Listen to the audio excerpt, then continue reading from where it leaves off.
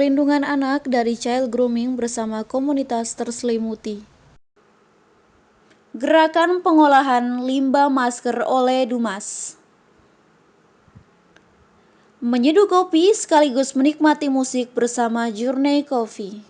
Selamat siang pemirsa, apa kabar Anda hari ini? Saat ini Anda sedang menyaksikan acara Beranda pukul 3 sore waktu Indonesia Barat. Kami akan menemani Akademia selama 10 menit ke depan dengan kumpulan berita yang telah kami rangkum secara menarik untuk menemani Anda di sore hari. Bersama saya Resti Raya, ini adalah Beranda, berita untuk Anda.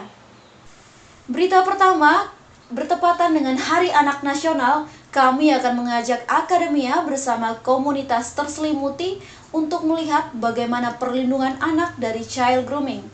Ini dia liputannya untuk Anda. Halo Akademia, siapa nih di antara kalian yang baru tahu kalau tanggal 23 Juli merupakan Hari Anak Nasional? Berdasarkan Kepres nomor 44 tahun 1984 yang ditetapkan oleh Presiden Soeharto, maka 23 Juli diperingati sebagai Hari Anak Nasional. Dengan merayakan Hari Anak, tentunya banyak isu-isu tentang perlindungan anak yang membuka pengetahuan dan pengalaman baru untuk kita semua.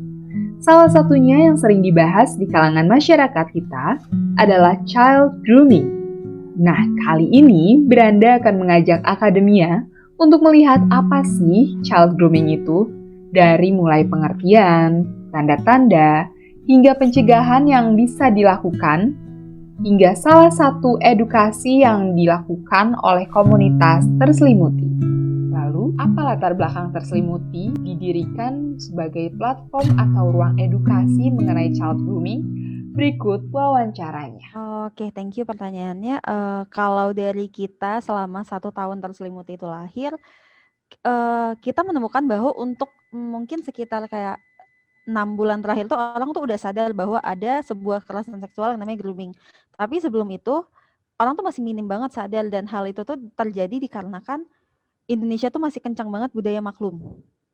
Jadi kita tuh, terbiasa dengan hal-hal yang ya udah maklum aja itu kan guru kamu, wajar dong dia kalau meluk kamu, wajar dong kalau dia manggil kamu, ya udah maklum aja. Nah hal-hal kayak gitu tuh sangat, apa ya, miris aja buat aku ya, dan hal itu tuh yang membuat masyarakat tuh nggak sadar bahwa ada kekerasan seksual yang dinamakan grooming. Tapi, untuk selama 6 bulan terakhir ini setelah aku lihat banyak orang yang notice karena udah mulai banyak mungkin kayak orang tua muda, terus tuh udah banyak mulai anak-anak yang masih SMP dan SMA tuh mau membuka diri terhadap edukasi bahwa, nggak semua hal yang baik itu tentu nyaman dan aman loh buat kita semua gitu.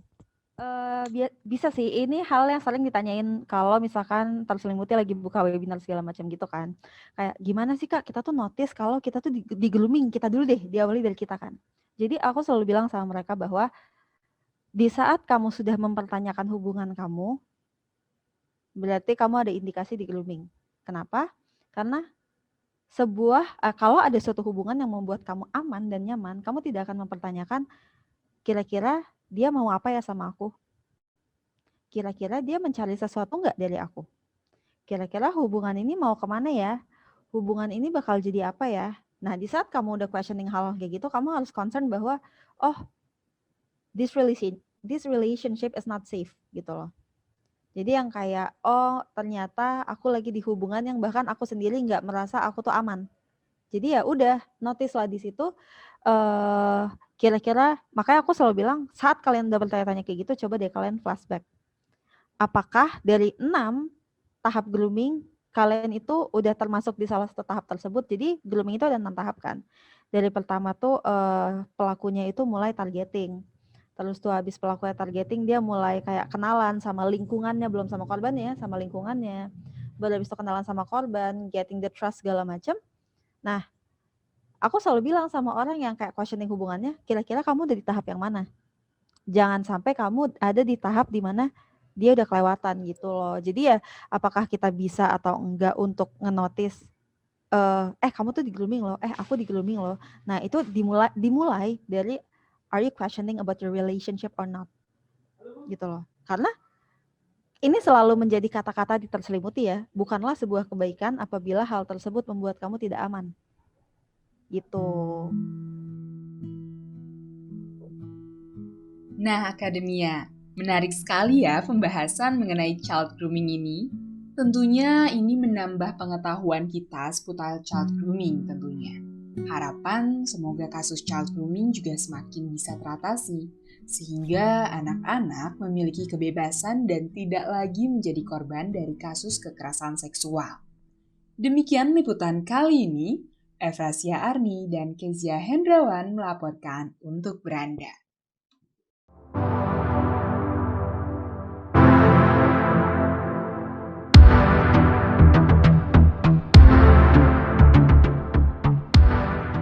Beralih ke berita selanjutnya, akan mengajak Akademia di Rumah untuk melihat bagaimana cara mengelola limbah sampah masker oleh salah satu komunitas Dumaks yang ada di Yogyakarta.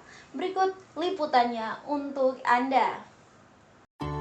Mungkin untuk sebagian masyarakat mendengar pengolahan limbah merupakan hal yang biasa.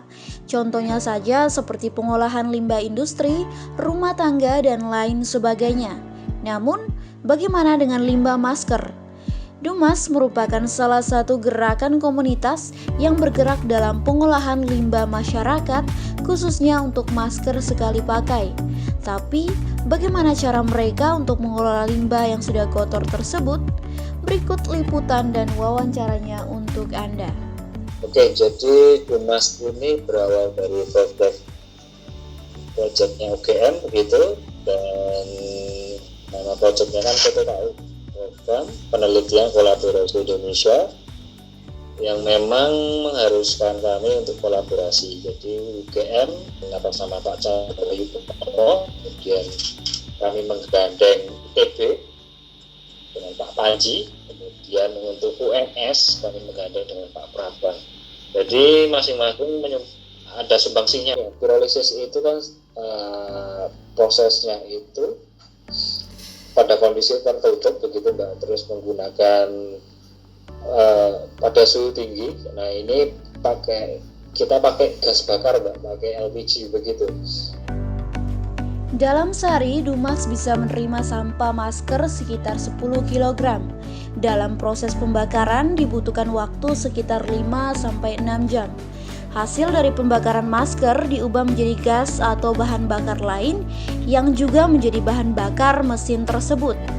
Dengan adanya konsep pengolahan limbah masker seperti ini merupakan langkah awal yang sangat menolong dunia dalam mengurangi menumpuknya sampah masker yang cukup sulit terurai. Saya Restraya dan Trivina Octavia melaporkan untuk Beranda.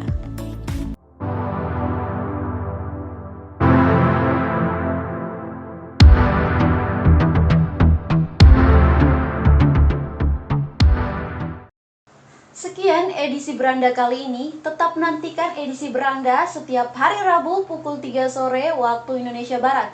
Saya Resti Raya pamit undur diri, sampai jumpa di lain kesempatan. Journey Coffee merupakan kedai kopi pertama di Yogyakarta yang menyediakan berbagai album, CD, vinyl maupun merchandise dari berbagai band musik kenamaan Indonesia. Kedai kopi yang berlokasi di Jalan Kompleks Kolombo nomor 37 rupanya bisa menjadi salah satu pilihan yang tepat untuk menikmati secangkir kopi sekaligus menambah referensi pilihan musik bagi Akademia. Lalu bagaimana tanggapan pengunjung Journey Coffee? Berikut liputannya untuk Anda.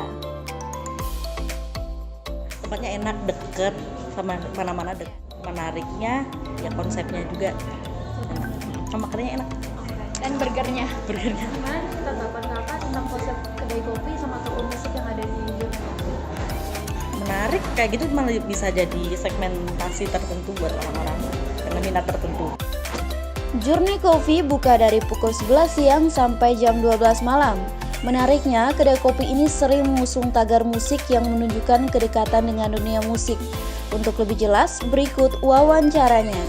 3 owner ini emang bergerak di skena musik semua. Jadi mungkin maksudnya adalah untuk menjadi wadah buat musisi lokal yang mungkin juga kekurangan tempat untuk menjual rilisan fisik atau tempat untuk main manggung gitu. Sebenarnya di sini tuh nggak cuma melulu soal musik sih, di sini juga ada teman-teman graphic design, terus street art, skate gitu juga banyak. Pengennya di setiap kota, di setiap pulau tuh ada Journey. Nah, bagi teman-teman yang tertarik untuk berkunjung, membeli CD sekaligus menikmati secangkir kopi hangat, Journey Coffee menjadi pilihan yang tepat bagi Akademia.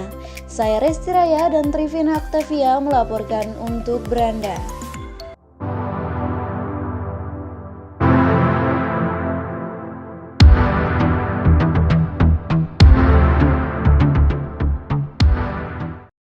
Sekian edisi Beranda kali ini. Tetap nantikan edisi Beranda setiap hari Rabu pukul 3 sore waktu Indonesia Barat. Saya Resti Raya pamit undur diri, sampai jumpa di lain kesempatan.